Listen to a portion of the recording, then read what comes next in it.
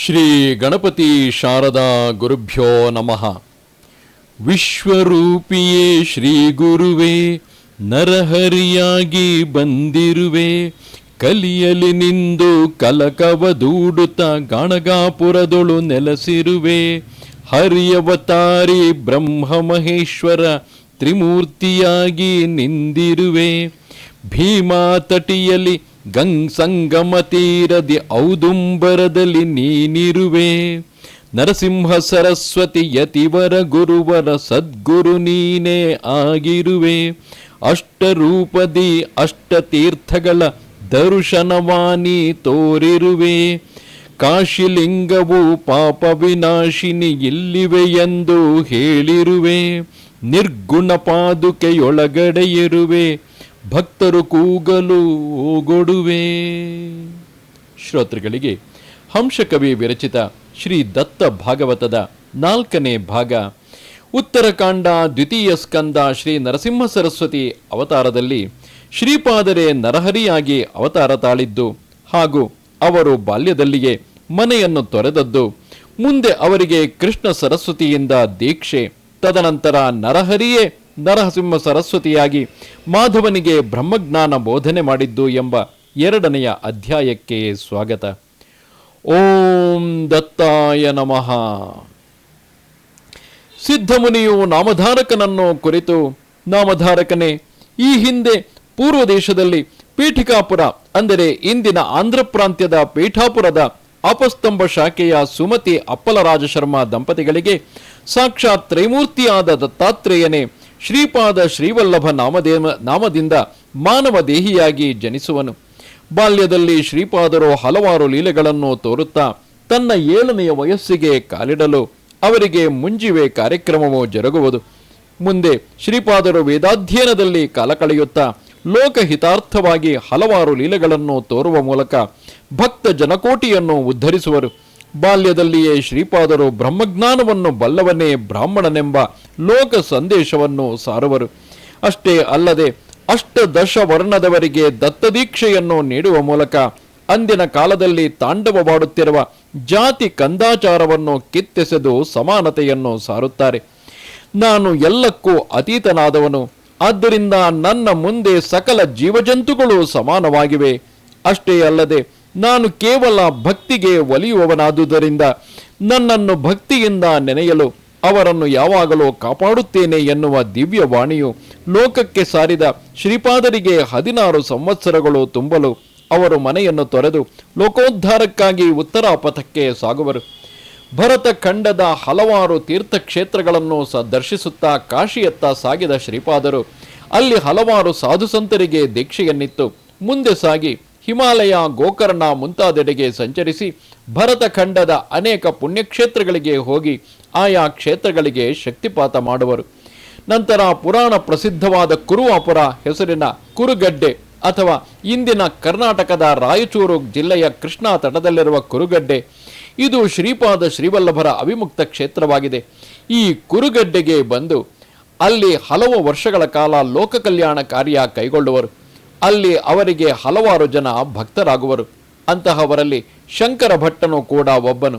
ಹೀಗಿರಲು ಶ್ರೀಪಾದ ಶ್ರೀವಲ್ಲಭರು ಕುರುಗಡ್ಡೆಯಲ್ಲಿ ಇರುವಾಗ ಒಂದು ದಿನ ಅದೇ ಊರಿನ ವೇದ ಸಂಪನ್ನ ಬ್ರಾಹ್ಮಣನ ಹೆಂಡತಿಯಾದ ಅಂಬಿಕೆಯ ಕುರಿತು, ಅಮ್ಮ, ನೀನು ಪ್ರದೋಷ ಪೂಜೆಯನ್ನು ಆಚರಿಸಲು ನಾನೇ ನಿನಗೆ ಮುಂದಿನ ಜನ್ಮದಲ್ಲಿ ಮಗನಾಗಿ ಜನಿಸಿ ಬರುವೆನು ಎನ್ನಲು ಆಕೆಯು ಮುಂದೆ ಬಹುಭಕ್ತಿಯಿಂದ ಪ್ರದೋಷ ಪೂಜೆಯನ್ನು ಆಚರಿಸುವಳು. ನಂತರ ಅವಳೇ ಮುಂದಿನ ಜನ್ಮದಲ್ಲಿ ಮಹಾರಾಷ್ಟ್ರ ದೇಶದ ಕರಂಜ ನಗರದ ಬ್ರಾಹ್ಮಣ ಕುಲದಲ್ಲಿ ಜನ್ಮ ತಾಳಿದಳು. ತಂದೆ ತಾಯಿಯು ಆಕೆಯನ್ನು ಪ್ರೀತಿಯಿಂದ ಅಂಬಾ ಎಂದು ನಾಮಕರಣ ಮಾಡಿದರು. ಮುಂದೆ ಮಗಳು ಬೆಳೆದು ದೊಡ್ಡವಳಾಗಲು ಆಕೆಯನ್ನು ಅದೇ ಊರಿನ ಶಿವಭಕ್ತ ಬ್ರಾಹ್ಮಣನಾದ ಮಾಧವ ಎಂಬುವನಿಗೆ ಕೊಟ್ಟು ವಿವಾಹ ಮಾಡಿದರು. ಅಂಬೆಯು ಪತಿಮಂದಿರಕ್ಕೆ ಹೋದಳು. ಶುದ್ಧಾಚಾರದಿಂದ ನಡೆಯ ಹತ್ತಿದಳು. ಪೂರ್ವದ ವಾಸನೆಯಂತೆ ಅವಳು ಈಶ್ವರ ಪೂಜೆ ಮಾಡುತ್ತಿದ್ದಳು. ಬಹುಭಕ್ತಿಯಿಂದ ಆ ದಂಪತಿಗಳು ಪ್ರದೋಷ ಪೂಜೆ ಮಾಡುತ್ತಿರಲು ಹೀಗಿರಲು ಅಂಬೆಗೆ ಮುಂದೆ ಕೆಲವು ದಿನಗಳಲ್ಲಿ ಬಸುರಿನ ಚಿಹ್ನೆಗಳು ತೋರಹತ್ತಿದವು. ಆಕೆಗೆ ಬಸಿರುವಂತಿಕೆ ಮಾಡತಕ್ಕ ಕ್ರಿಯೆಗಳೆಲ್ಲ ನಡೆದವು. ಆಕೆಯ ಬಯಕೆಗಳನ್ನು ಮಾಧವನು ಬಲು ಹರ್ಷದಿಂದ ಪೂರೈಸುತ್ತಿದ್ದನು.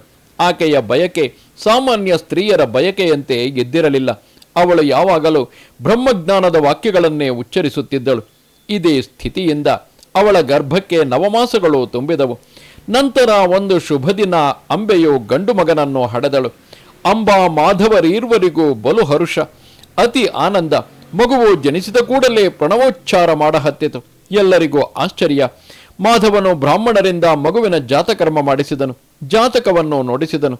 ಜನನ ಕಾಲದ ಲಗ್ನವನ್ನು ನಿರೀಕ್ಷಿಸಿ ಜ್ಯೋತಿಷಿಗಳು ಮಗನ ಭವಿಷ್ಯತ್ ನಿರ್ಣಯವನ್ನು ಸಾರಿದರು. ಈ ಹುಡುಗನು ಕಾರಣಿಕ ಪುರುಷನಾಗುವನು, ಎಲ್ಲರಿಗೂ ಗುರುವಾಗುವನು, ಅನುಗ್ರಹ ದಾತಾರನಾಗುವನು. ಇವನ ವಾಕ್ಯಗಳು ಪ್ರಮಾಣೀಭೂತವಾಗುವವು. ಅಷ್ಟಸಿದ್ಧಿ ನವನಿಧಿಗಳು ಇವನನ್ನು ಬೆಂಬಲಿಸುವವು. ಇವನಿಗೆ ಸತಿ ಸುತರುಗಳ ಜಂಜಾಟವಿಲ್ಲ. ಇವನು ತ್ರೈಲೋಕ್ಯ ಪೂಜ್ಯನೆನಿಸುವನು. ಇವನ ಅಮೃತ ದೃಷ್ಟಿಯಿಂದ ಅಘಟಿತ ಘಟನೆಗಳು ಒದಗುವವು. ಹೇ ಮಾಧವ ಬ್ರಾಹ್ಮಣನೇ, ನಿಜವಾಗಿಯೂ ಇವನು ಅವತಾರಿಕ ಪುರುಷನು ಎಂದು ಸಾರಿ ಆ ಜ್ಯೋತಿಷಿಗಳು ಮಗುವಿಗೆ ಸಾಷ್ಟಾಂಗ ನಮಸ್ಕಾರ ಮಾಡಿದರು. ಹೀಗೆ ಜಾತಕ ಲಕ್ಷಣಾದಿಗಳನ್ನು ಕೇಳಿದ ತಾಯಿ ತಂದೆಗಳು ಸಂತೋಷ ಭರಿತರಾದರು.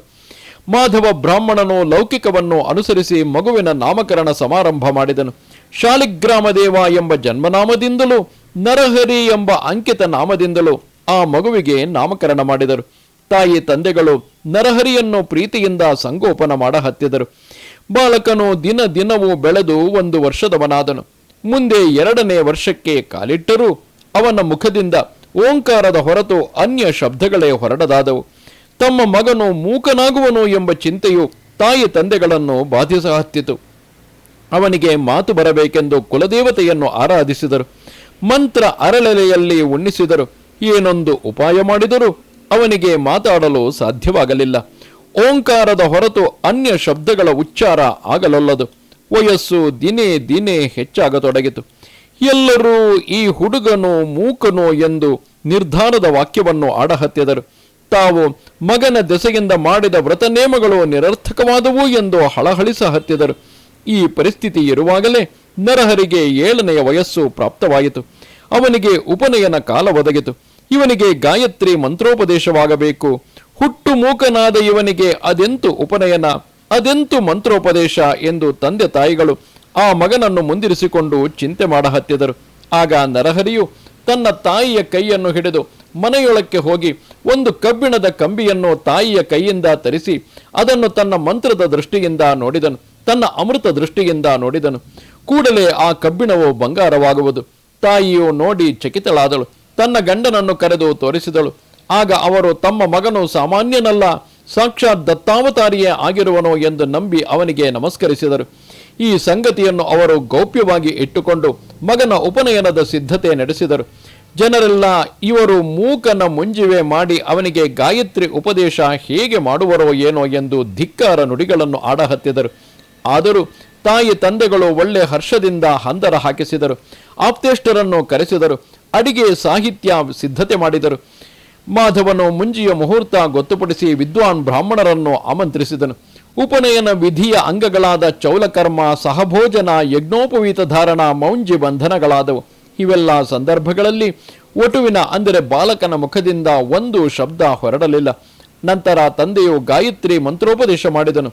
ಅದು ಗುಪ್ತವಾಗಿ ನಡೆಯುವ ವಿಧಿಯಾದುದರಿಂದ ಯಾರೂ ಆಕ್ಷೇಪವೆತ್ತಲಿಲ್ಲ. ಉಳಿದೆಲ್ಲ ವಿಧಿ ನಡೆದಾಗ ಮೂಕನ ವ್ರತಬಂಧು ಎಂದು ಅಣಕವಾಡುತ್ತಲಿದ್ದರು. ಇಷ್ಟಾದ ನಂತರ ಮಾತೃ ಭಿಕ್ಷೆ ನಡೆಯಿತು. ಒಟುವಿನ ತಾಯಿಯು ಭಿಕ್ಷೆ ನೀಡಲು ಮುಂದೆ ಬಂದು ಈ ಭಿಕ್ಷೆಯನ್ನು ಸ್ವೀಕರಿಸಿ ಋಗ್ವೇದವನ್ನು ಉಚ್ಚರಿಸು ಎಂದು ಭಿಕ್ಷೆ ಹಾಕಿ ಆಶೀರ್ವದಿಸಿದಳು. ಕೂಡಲೇ ಒಟುವು ಜೋಳಿಗೆಯಲ್ಲಿ ಭಿಕ್ಷೆಯನ್ನು ಹಾಕಿಸಿಕೊಂಡು ಋಗ್ವೇದ ಮಂತ್ರವನ್ನು ಉಚ್ಚ ಸ್ವರದಿಂದ ಪಠಿಸಹತ್ತಿದನು. ಸಮಗ್ರ 7 ವರ್ಷಗಳವರೆಗೆ ಮಾತಾಡದೆ ಮೌನವಾಗಿದ್ದ ಒಟುವು ಈಗ ಋಗ್ವೇದ ಮಂತ್ರ ಪಠಿಸುವುದನ್ನು ನೋಡಿ ಎಲ್ಲರಿಗೂ ಆಶ್ಚರ್ಯವಾಯಿತು. ಇದು ಒಟುವಿಗೆ ಪ್ರಥಮ ಭಿಕ್ಷೆಯಾಯಿತು. ನಂತರ ತಾಯಿಯು ಅವನಿಗೆ ದ್ವಿತೀಯ ತೃತೀಯ ಭಿಕ್ಷೆಗಳನ್ನು ಹಾಕಿದಳು. ಆಗಲೂ ಆ ಒಟುವು ಕ್ರಮವಾಗಿ ಯಜುರ್ವೇದ ಸಾಮವೇದ ಮಂತ್ರವನ್ನು ಉಚ್ಚರಿಸಿದನು. ಎಲ್ಲರೂ ದಂಗಾದರು. ಇವನು ಕಾರಣಿಕ ಪುರುಷನು ಹಾಗೂ ಸಾಕ್ಷಾತ್ ದತ್ತಾವತಾರಿಯೇ ಆಗಿರುವನು ಎಂದು ಎಲ್ಲರೂ ಮಾತನಾಡಹತ್ತಿದರು. ಇಷ್ಟಾದ ಬಳಿಕ ಒಟು ನರಹರಿಯು ತಾಯಿಯನ್ನು ಕುರಿತು, ತಾಯಿ, ನೀನು ನನಗೆ ಭಿಕ್ಷೆ ನೀಡು ಎಂದು ಉಪದೇಶ ಮಾಡಿದಿ. ನಿನ್ನ ವಚನವು ಮಿಥ್ಯೆಯಲ್ಲ. ನಾನು ಭಿಕ್ಷೆಗಾಗಿ ಹೊರಡುವೆನು ಎಂದು ಮಾರನೇ ದಿನ ಮನೆಯಿಂದ ಹೊರಡಲು ಸಿದ್ಧನಾಗಿ ನಿಂತನು. ಅದನ್ನು ನೋಡಿ ತಾಯಿಯು ವ್ಯಥೆ ಪಡಹತ್ತಿದಳು. ಆಕೆ ಮಗನನ್ನು ಕುರಿತು, ಮಗನೇ, ನಿನ್ನಿಂದ ನಮ್ಮ ರಕ್ಷಣೆಯಾಗುವ ಆಶೆ ತಾಳಿದ್ದೆವು. ಈಗ ನಮ್ಮನ್ನು ಬಿಟ್ಟು ಅದೆಲ್ಲಿಗೆ ಹೋಗುವಿ ಇತ್ಯಾದಿಯಾಗಿ ನುಡಿದು ತನ್ನ ಅಸಮ್ಮತಿ ತೋರಿಸಿದಳು. ಆದರೂ ಅವನು ತಾಯಿಯನ್ನು ಕುರಿತು, ನಾನು ಸನ್ಯಾಸಿಯು, ಸಂಸಾರದಿಂದ ಅಲಿಪ್ತನು, ಆದ್ದರಿಂದ ತೀರ್ಥಯಾತ್ರೆಗಾಗಿ ಸಂಚರಿಸುವೆನು. ನನ್ನಿಂದ ಮುಂದೆ ಹಲವಾರು ಕಾರ್ಯಗಳಾಗಬೇಕಾಗಿದೆ. ಇದನ್ನೆಲ್ಲ ಗೌಪ್ಯವಾಗಿಟ್ಟುಕೊಂಡು ತಪಸ್ಸಿಗಾಗಿ ನನಗೆ ಹೊರಡಲು ಅಪ್ಪಣೆ ಕೊಡು ಎಂದನು. ಆದರೂ ತಾಯಿಯು ಅವನ ಮಾತು ಕೇಳದೆ ಅವನನ್ನು ಕುರಿತು, ಮಗನೇ, ಚಿಕ್ಕ ಪ್ರಾಯದಲ್ಲಿ ತಪಸ್ಸು ಆಚರಿಸಬೇಕೆಂದು ಆದಾವ ಶಾಸ್ತ್ರದಲ್ಲಿ ಹೇಳಿದೆ. ಧರ್ಮಶಾಸ್ತ್ರಕ್ಕೆ ಅನುಸರಿಸಿ ಕ್ರಮವಾಗಿ 4 ಆಶ್ರಮಗಳನ್ನು ಆಚರಿಸಬೇಕು. ಅಂದರೆ ಮೊದಲು 12 ವರ್ಷಗಳನ್ನು ಬ್ರಹ್ಮಚರ್ಯಾಶ್ರಮದಲ್ಲಿ ಕಳೆದು ನಂತರ ಗೃಹಸ್ಥಾಶ್ರಮಿಯಾಗಬೇಕು. ಈ ಆಶ್ರಮವು ಹೆಚ್ಚಿನ ಪುಣ್ಯ ಹಾಗೂ ಸುಖದಾಯಕವಾಗಿರುವುದು. ಈ ಆಶ್ರಮ ಮುಗಿದ ಮೇಲೆ ವಾನಪ್ರಸ್ಥ ಸನ್ಯಾಸಗಳನ್ನು ಸ್ವೀಕರಿಸಬೇಕು. ಗೃಹಸ್ಥಾಶ್ರಮದಲ್ಲಿ ಯಜ್ಞಾದಿ ಕರ್ಮ ಸಾಧಿಸಿಕೊಂಡು ಸನ್ಯಾಸ ಸ್ವೀಕರಿಸುವುದು ನ್ಯಾಯವು. ಇದನ್ನು ಬಿಟ್ಟು ಈ ಚಿಕ್ಕತನದಲ್ಲಿ ಚಿಕ್ಕ ವಯಸ್ಸಿನಲ್ಲಿ ಸನ್ಯಾಸ ಸ್ವೀಕರಿಸುವುದು ಅಗ್ರಾಹ್ಯವು. ಇಂದ್ರಿಯಗಳನ್ನೆಲ್ಲ ತೃಪ್ತಿಗೊಳಿಸಿ ಮನೋವಾಸನೆಯನ್ನು ಪೂರೈಸಬೇಕು. ಬಳಿಕ ತಪಸ್ಸಿನ ಮಾರ್ಗ ಹಿಡಿಯಬೇಕು ಎಂದು ಹೇಳಲು ನರಹರಿಯು ತನ್ನ ತಾಯಿಗೆ ತತ್ವೋಪದೇಶ ಮಾಡಹತ್ತಿದನು. ಎಂತೆಂದರೆ, ತಾಯೇ, ಈ ಶರೀರವು ಅನಿತ್ಯವಾದದ್ದು. ಅದಕ್ಕೆ ಜೀವಿತ್ವದ ಭರವಸೆಯಿಲ್ಲ. ಚಿರಂಜೀವನು ಮಾತ್ರ ವೈಭವವನ್ನು ನೆಚ್ಚಬಹುದು. ಈ ದೇಹವು ಕ್ಷಣಭಂಗುರವಾದದ್ದು, ಯಾವುದೂ ಸ್ಥಿರವಿಲ್ಲ. ಶರೀರವು ನಿತ್ಯವೆಂದು ತಿಳಿಯುವವನ ಆಯುಷ್ಯವು ಸತತವೂ ಕಡಿಮೆಯಾಗುತ್ತಲೇ ಇರುವುದು. ಇದನ್ನರಿತು ಪೂರ್ವ ವಯಸ್ಸಿನಲ್ಲಿಯೇ ಧರ್ಮ ಸಂಗ್ರಹಣೆ ಮಾಡಿಕೊಳ್ಳಬೇಕು. ರವಿ ರಥನ ಗತಿಯಂತೆ ಆಯುಷ್ಯವು ಕ್ಷೀಣವಾಗುತ್ತಾ ಹೋಗುವುದು. ಮಾನವನು ಅಲ್ಪಾಯುಷಿಯು. ಜೀವನ ಸರಸವಾಗಿರುವಾಗಲೇ ಧರ್ಮವನ್ನು ಗಳಿಸಿಕೊಳ್ಳಬೇಕು. ಶರೀರವು ಸ್ಥಿರವಲ್ಲ ಎಂದ ಮೇಲೆ ಅದಕ್ಕೆ ಸಂಬಂಧಿಸಿದ ಯೌವನಾದಿ ಸ್ಥಿತಿಗತಿಗಳು ಅಸ್ಥಿರವು. ದೇಹಕ್ಕೆ ಮೃತ್ಯುವಿರುವುದು ಎಂದ ಮೇಲೆ ದೇಹದ ಮೇಲೆ ವಿಶ್ವಾಸವಿಡುವುದೇಕೆ? ಶರೀರವು ಎಂದು ಬೀಳುವುದು ಎಂಬುದರ ಲೆಕ್ಕವು ಯಾವನಿಗೆ ಗೊತ್ತು? ಪ್ರವಾಹ ಜಲವು ಸಾಗರ ಸೇರಿದ ನಂತರ ಹಿಂತಿರುಗದಂತೆ ಕಳೆದು ಹೋದ ಆಯುಷ್ಯವು ಮತ್ತೆ ಬರಲಾರದು. ಪುಣ್ಯ ಮಾಡದ ಮಾನವನು ಪಶು ಸಮಾನನು ಹಾಗೂ ಪುಣ್ಯವನ್ನು ಆಚರಿಸದ ದಿನವು ನಿರರ್ಥಕ ದಿವಸವೆಂದು ತಿಳಿಯಬೇಕು. ತಾಯೇ, ಮೊಸಳೆಯು ಮನುಷ್ಯನನ್ನು ಎಳೆದೊಯ್ದು ಭಕ್ಷಿಸುವಂತೆ ವಾರ್ಧಕ್ಯ ಆ ಶರೀರವನ್ನು ಭಕ್ಷಿಸುವುದು. ಆದ್ದರಿಂದ ಬುದ್ಧಿವಂತನು ಪ್ರಾಯವಿರುವಾಗಲೇ ಪುಣ್ಯ ಸಂಗ್ರಹ ಮಾಡಬೇಕು. ಯಮನು ತನ್ನ ಮನಬಂದಂತೆ ವರ್ತಿಸುವ ಹಠವಾದಿಯು. ಆ ಯಮನಿಗೆ ಬೆದರದವನೇ ಸುಭಟನು ಹಾಗೂ ಅಮರನು. ಸಂಸಾರವು ಸ್ವಪ್ನ ಸದೃಶವು.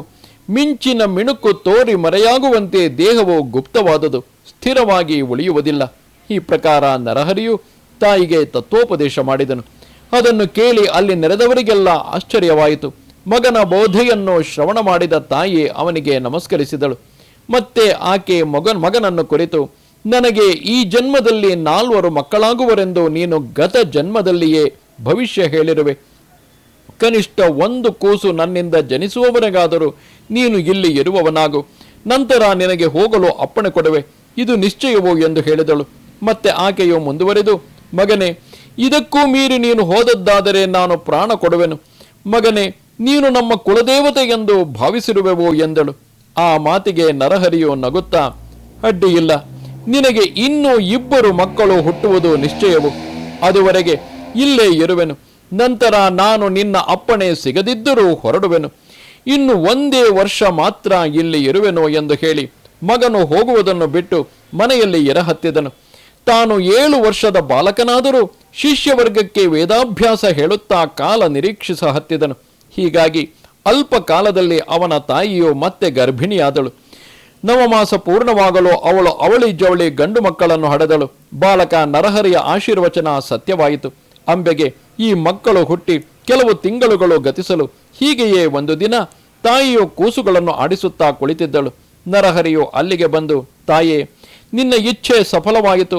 ಪೂರ್ಣಾಯುಷಿ ಮಕ್ಕಳು ಹುಟ್ಟಿದವು. ನಿನಗೆ ಇನ್ನೂ 2 ಗಂಡು ಮಕ್ಕಳು, 1 ಹೆಣ್ಣು ಮಗಳು ಹುಟ್ಟುವರು. ನಿಮ್ಮ ವಾಸನೆ ಪೂರ್ಣವಾದಂತಾಯಿತು. ಇನ್ನು ನನಗೆ ನಿರೋಪ ಕೊಡಬೇಕು ಎಂದನು. ತಾಯಿ ತಂದೆಗಳು ಸಂತೋಷದಿಂದ ನಮಸ್ಕಾರ ಮಾಡಿ, ಸ್ವಾಮಿ, ನಮಗೆ ಸ್ವರೂಪ ಜ್ಞಾನ ತಿಳಿಯದು. ಮಾಯಾ ಮಮತೆಯಿಂದ ನಿನ್ನ ಲಕ್ಷಣ ಮಹಿಮೆಗಳನ್ನು ನಾವು ತಿಳಿಯಲಿಲ್ಲ. ಮಗನೆಂಬ ಮೋಹದಿಂದ ನಿನಗೆ ಬಿರುನುಡಿಗಳನ್ನಾಡಿದೆವು. ಊಟ ಉಪಚಾರಗಳನ್ನು ಅಲಕ್ಷಿಸಿದೆವು. ನಮ್ಮನ್ನು ಕ್ಷಮಿಸಬೇಕು ಎಂದು ಬೇಡಿಕೊಳ್ಳ ಹತ್ತಿದರು. ಮತ್ತೆ ಅವರು, ಸ್ವಾಮಿ, ನೀನು ನಮ್ಮ ವಂಶೋದ್ಧಾರಕನು. ನಮ್ಮ ಪ್ರದೋಷ ಪೂಜೆಯು ಫಲಿಸಿತು. ಇನ್ನು ನಮಗೇನು ಗತಿ? ಇನ್ನು ಮುಂದೆ ನಿನ್ನ ದರ್ಶನ ನಮಗೆ ದುರ್ಲಭವೇ ಎಂದು ಕೇಳಲು ನರಹರಿಯು, ಚಿಂತೆ ಬೇಡ, ನೀವು ನನ್ನನ್ನು ಸ್ಮರಿಸಿದಾಗಲೇ ನಾನು ನಿಮ್ಮ ಬಳಿಯಲ್ಲಿ ಇರುವೆನೋ ಎಂದು ಆ ನರಸಿಂಹ ಸರಸ್ವತಿಯು ಅವರಿಗೆ ಭರವಸೆ ನೀಡಿದನು. ಮತ್ತೆ ಆತನು, ನಿಮಗೆ ಇನ್ನೂ 3 ಮಕ್ಕಳಾಗುವರು. ನಿಮ್ಮ ಮನೆಯಲ್ಲಿ ದೀನತೆಯು ಪ್ರವೇಶಿಸಲಾರದು. ತಾಯೇ, ನೀನು ಜನ್ಮಾಂತರದಲ್ಲಿ ಪ್ರದೋಷ ಪೂಜೆ ಮಾಡಿದ್ದರಿಂದ ನಿನ್ನ ಮನೆಯಲ್ಲಿ ಸಕಲ ಸಂಪತ್ತು ಸ್ಥಿರವಾಗಿಯೇ ಉಳಿಯುವುದು. ಆ ಪೂಜೆಯಿಂದ ನಿಮಗೆ ಇಹಲೋಕದಲ್ಲಿಯ ಸೌಖ್ಯವು, ಪರಲೋಕದಲ್ಲಿಯ ಗತಿಯು ನಿಶ್ಚಿತವು. ನಿಮಗೆ ಪುನರ್ಜನ್ಮವಿಲ್ಲ.